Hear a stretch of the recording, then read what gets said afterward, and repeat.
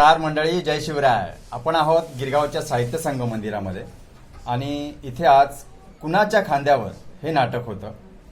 महाराष्ट्र शासनाने इथे सांस्कृतिक विभागातर्फे राज्य नाट्य हौशी स्पर्धा भरवलेली आहे आणि आजच्या नाटकातलं पात्र आपल्या सोबत आहे. सर नमस्कार.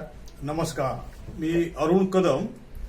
आज 64व्या महाराष्ट्र राज्य नाट्य स्पर्धेत आम्ही कुणाच्या खांद्यावर या नाटकाचा एक प्रयोग केला आणि त्या नाटकात मी माणूस ही व्यक्तिरेखा साकार केली होती.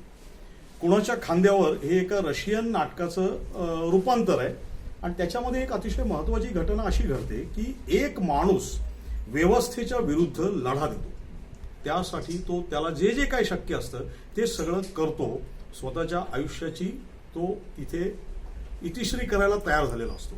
या नाटकाच्या माध्यमातून मूल्य, आजच्या व्यवस्थेमध्ये जी ढासळत चाललेली मूल्य आहेत, ज्याचं महत्व लोकांना आज कळेन असं झालंय किंवा त्याचं महत्व वाटेन असं झालंय, त्या मूल्यांची त्यांना पुन्हा जाणीव करून देणं आणि मग आपलं आयुष्य नेमकं कशासाठी असायला पाहिजे, आपल्या आयुष्याचं उद्दिष्ट काय असायला हवं, याबद्दल नाटककार जे काही बोलायचा प्रयत्न करतोय ते आम्ही सगळ्या कलावंतांनी मिळून प्रेक्षकांपर्यंत पोहोचवण्याचा आज प्रयत्न केला.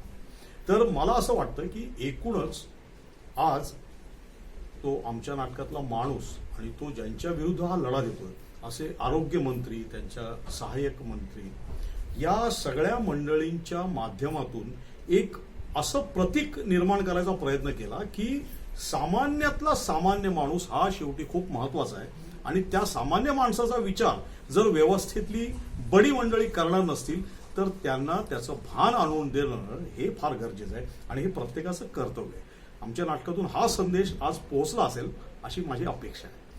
मला ही जी संधी महाराष्ट्र राज्य नाट्य स्पर्धेने आम्हाला ही जी नाटक सादर करण्याची संधी दिली त्याबद्दल महाराष्ट्र शासनाचे आणि विशेषतः सांस्कृतिक संचालनालयाचे आम्ही आभारी आहोत. धन्यवाद. कुणाच्या खांद्यावर या नाटकातून माणूस आणि माणुसकी ही किती महत्वाची आहे हे अधोरेखित करण्याचा अभिनयातून हा प्रयत्न होता.